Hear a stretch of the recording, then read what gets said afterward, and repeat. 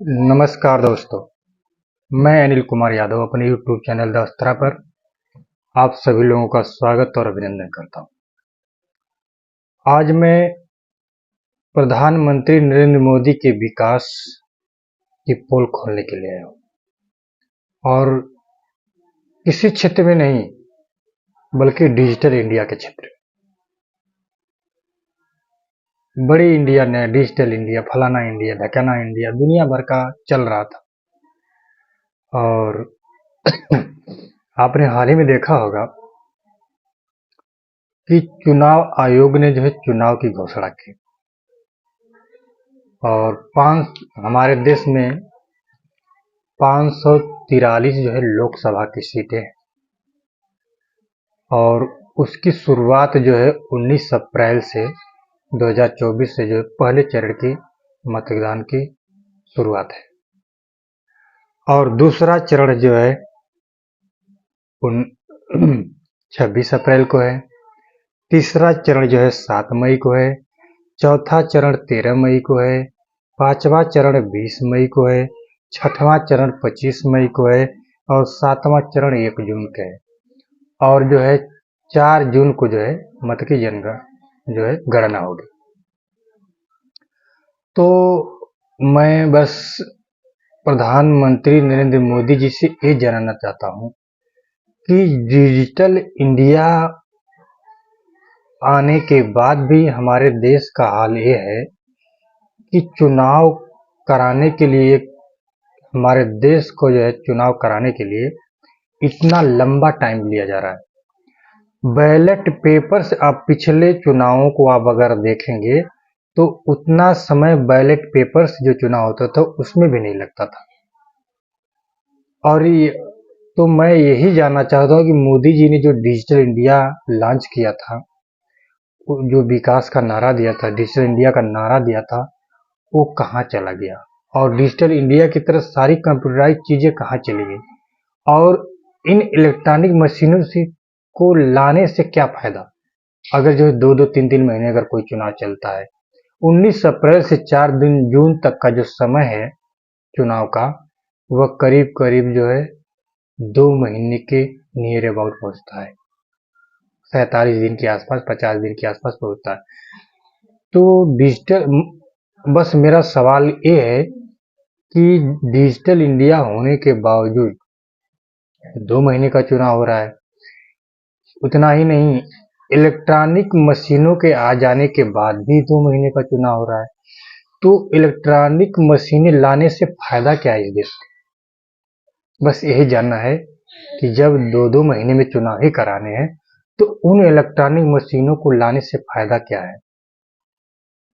और चुनाव आयोग ने कुछ दिशा निर्देश जारी किए हैं, उसको मैं थोड़ा बता देना चाहता हूं।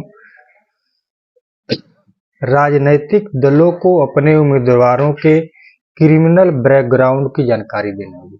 चुनाव आयोग ने पहला दिशा निर्देश ये दिया है कि जितने भी पार्टियां हैं उन लोगों ने जो अपराधियों को टिकट दिया हुआ है, सीटें दी हुई हैं लोकसभा चुनाव की, उन्हें पूरी जानकारी देनी होगी और ये भी जानकारी देनी होगी कि उन्हें साफ छवि का कैंडिडेट प्रत्याशी क्यों नहीं मिला। और दूसरी बात कि चुनाव आयोग 85 साल के ऊपर के वोटर्स के लिए घर जा करके मतदान कराएंगे और नॉमिनेशन से पहले उनके घर फॉर्म पहुंचाएंगे और जो नॉमिनेशन है, जो 85 साल से ऊपर वाले के लोगों के लिए उनके घर पर जाकर के उनका फॉर्म नॉमिनेशन किया जाएगा, भरा जाएगा।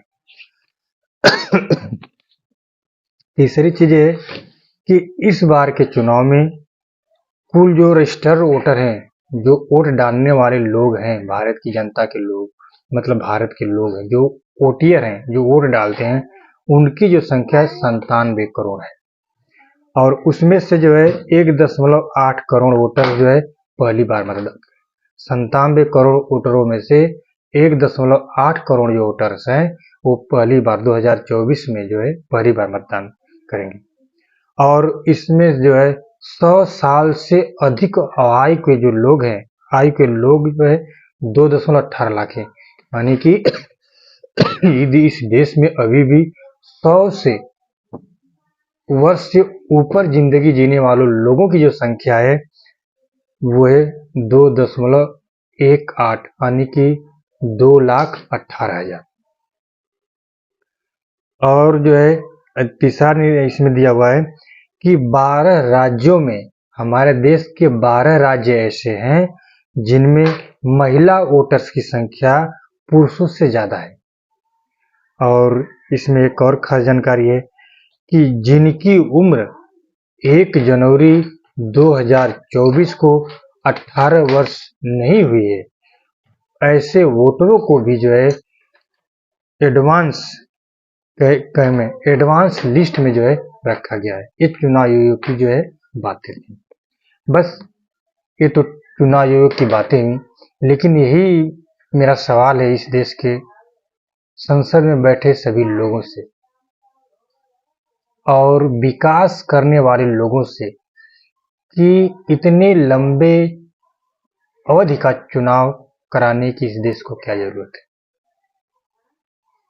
इस देश में इतनी फोर्स है, इतनी व्यवस्थाएं हैं, कानून है, कंप्यूटराइज सारी चीजें हो गई हैं, इसके बाद भी इस देश को चुनाव कराने के लिए 2 महीने का वक्त लगता है। और 2 महीने के वक्त के बाद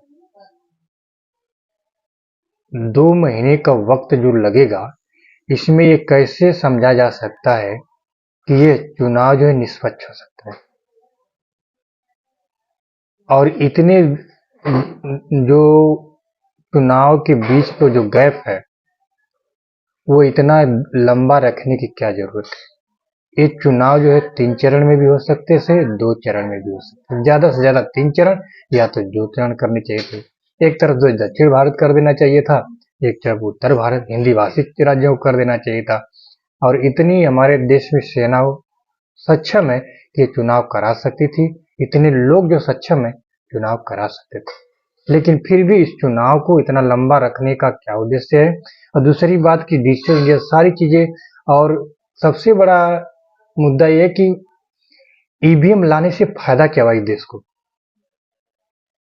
ईवीएम जब नहीं था तो इससे कम दिनों में चुनाव हो जाते थे और उसका परिणाम भी आ जाता था। लेकिन ईवीएम के आने के बाद भी बैलेट पेपर की अपेक्षा ज्यादा समय लग रहा है। यह भी एक सोचने वाली बात है और इस देश के विकास की पोल खोलता है। नमस्कार।